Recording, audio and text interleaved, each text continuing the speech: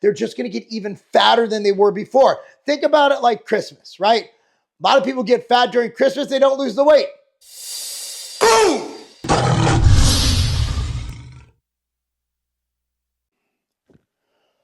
Boom! What's up, everyone? Marc Lobliner, TigerFitness.com. I have pooped all over carb backloading to the point where the guy who wrote the thing literally just attacked me on a podcast. Now, this study shows the benefits of a carb backloading or calorie backloading system. I want to explain what this study means, come out with my hypothesis or thought on why it happened, and let's just discuss it because it will give us more ammunition to form opinions, to structure our programs to get the best results possible. So check it out. There's this new study done. It took 10 women. They had a period of time where they ate 35% of their calories at breakfast, 35% lunch, 15% dinner, 15% for a snack. Then they flipped it. They had 15% breakfast, 15% lunch, 35% dinner, 35% snack.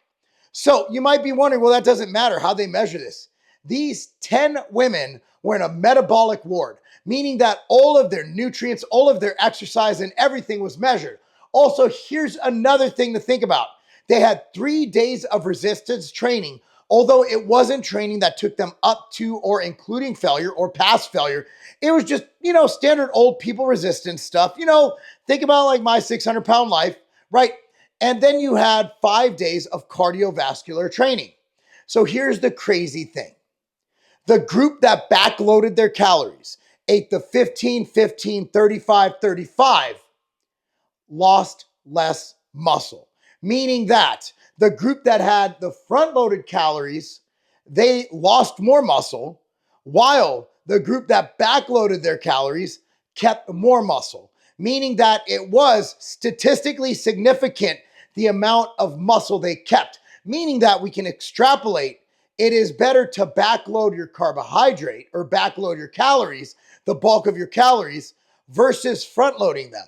However, kind of fits a lot of what intermittent fasters do, right? Like they kind of fast, they'll eat at 12 and then they train and then they kind of go on with their day backloading calories. Now, here's what I think is fascinating. When you look at the anabolic window, when you look at nutrient timing, I think we've kind of dismissed it as it's not that significant. I've even dismissed it as not that significant. I'm not changing my mind on that. But I do think that if you're comparing optimal to suboptimal, you want to make sure that you get your calories or a brunt of your nutrients in that post-workout window. And let me explain. So these women were training 3 days a week.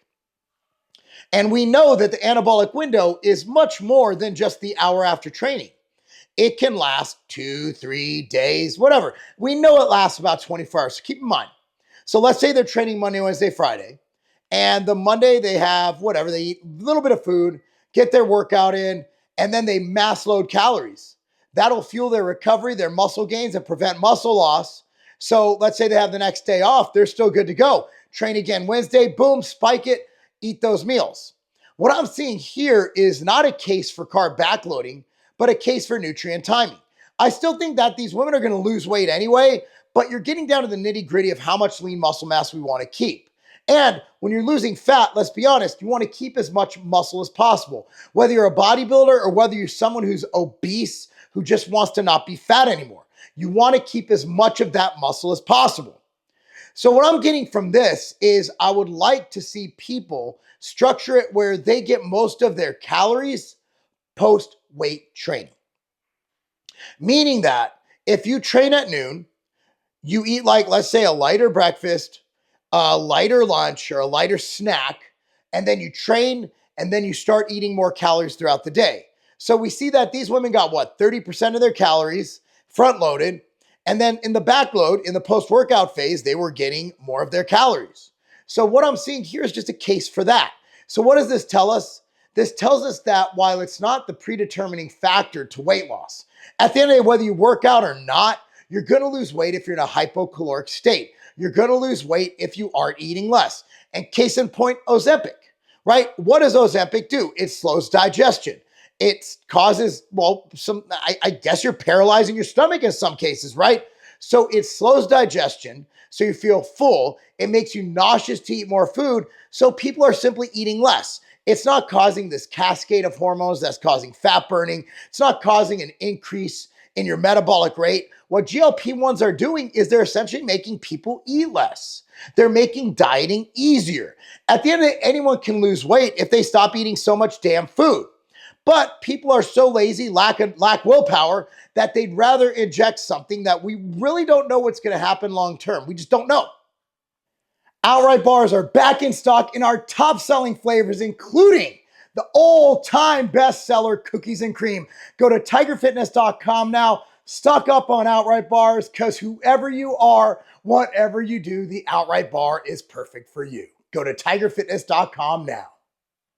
I'm not saying it's going to be bad. I'm just saying that we have no idea what's going to happen. We just don't know.